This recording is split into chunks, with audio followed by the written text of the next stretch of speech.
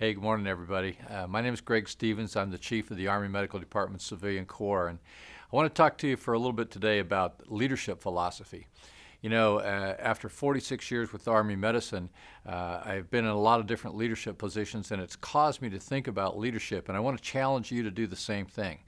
It doesn't make any difference if you are in a leadership position or if you are one of the people being led.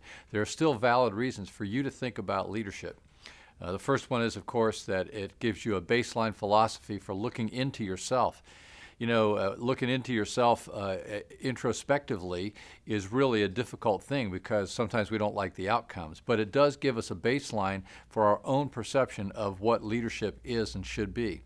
The second thing that it does is it gives other people, if you are in a leadership position, an opportunity to see what they should expect from you in their leadership philosophy. And the third thing that it does is it gives you a basis for looking at other leaders to evaluate what their leadership is like.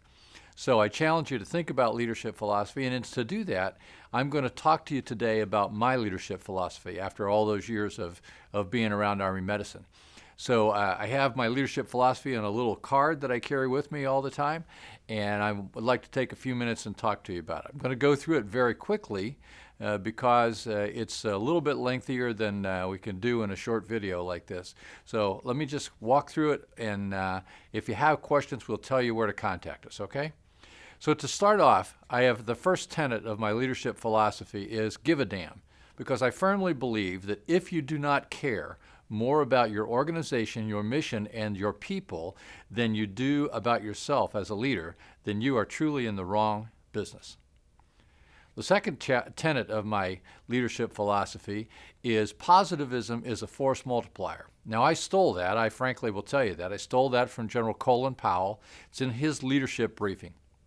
But I'm a firm believer in the self-fulfilling prophecy. If you are positive about something and you believe it can happen, it will happen, and you can make it happen as a leader. The third part of my leadership philosophy says this. There are four ways to look at things. The first one is ethical, and that should always be the first, especially for those of us in Army medicine. The second is logical, because logic routinely gives us the best use of resources, whether that's the pennies that the government gives us, the dollars, the thousands, the millions of dollars, or whether that's the lives of the sons and daughters of this nation. Both really important, but they are the resources that we have in the Army, so logical. The third part is practical. Sometimes logic doesn't work. Unfortunately, sometimes we just have to kick it in the hind end until it goes, and we've all been in that circumstance. The last part is political.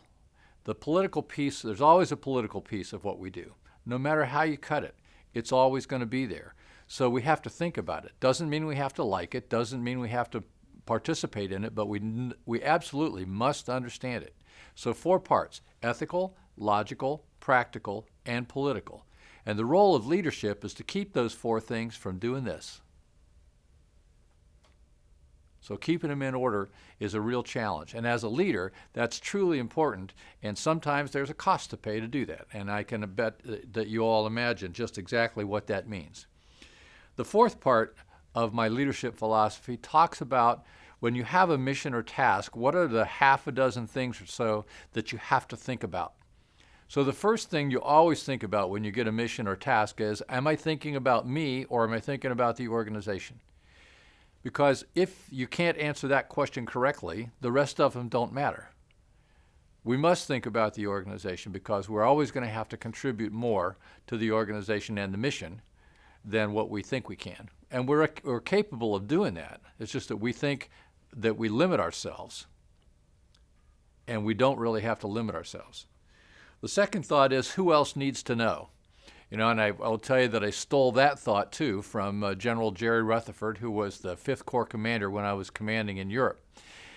Who else needs to know is a really important thought, because if you think about any kind of mission, the mission still has to be done, regardless of whether or not you get other people involved or not. So if the mission still has to be done, then who's going to do the mission if you don't get others involved, those who need to know? And the answer is, you get to do it yourself. I don't know about you, but I'm far too lazy to be doing that kind of work. So get other people involved that need to know what the mission is, and they'll help you do the mission and do it well. The third thing is we live to flex. And when you say we live to flex, it's really an interesting thing, because anybody that thinks that the environment in which we operate is stable now and is going to be stable for a long time, I think is kidding themselves. I think you really have to consider flexibility and the willingness to change as one of the things that has to be in our kit bag all the time. The next one is we work hard to decrease the disappointment differential. Now, what's the disappointment differential, people ask? Well, I grew up as a logistician, and I thought about this a lot of times. How do I keep people from being disappointed with the medical and with the logistics support? And the answer is, of course, there are two ways to do it. One is you meet 100% of every requirement of every customer you have, internal and external to your organization, 100% of the time. You know, in all my 46 years with Army medicine, I've never met anybody who's willing to sign up for that. On the other hand, you can get together with your customers, work hard, and develop together the way the outcome should be, and then work together to achieve that outcome. Doesn't mean the outcome has to be easy. The outcome can very well be something that is very challenging, very much a stretch goal, if you will. And yet you can achieve it together. It builds the team, and it builds confidence for your customers in your capability to provide. The next one is bad news and swamp water. Neither one gets better with age. You know, I think everybody understands that. You know, when you talk to your boss, if you have bad news to share, it should come from you. You should share it with your boss. You have to have the courage to do that, because it's a bad thing for that to happen, but it's even worse for your boss to get that bad news from somebody else. So I think it's really important that we have the courage, excuse me, that we have the courage to bring bad news up when it's necessary. And the last of my things to think about in a mission or task format is we never do our dirty laundry in somebody else's wash machine. You know, we have to have the courage to stop and fix the problems that are our own, and not just pass them on to somebody else. It takes time, it takes effort, it takes energy, it takes psychological willpower, it takes all those things to do that, and yet we still have to accept that responsibility and move forward. I have in the past seen situations where people shift the problem from one place to another, and then shortly afterwards they shift from their place to the place where they shifted the problem. And in the end state, what they have is the same problem, no positive impact on the organization, and no positive impact on the problem. So we always have to do our own laundry, do our own problems, fix our own problems, not send them off to somebody else. So that's the first four tenets, if you will, along with the sub-pieces. The fifth piece is this. I call it the 14-inch rule. When the 14-inch rule says this: if you have knowledge of something here and you have no passion, you'll never achieve excellence. And if you have all the passion in the world and you have no knowledge of what you're doing, you'll never achieve excellence. And the role of leadership is very simple. It's to bridge that 14-inch gap, because that 14 inches is the toughest trip in town, either direction, if there's no bridge. So leaders have to create knowledge where there is passion and create passion where there is knowledge, so that both of them contribute to the mission.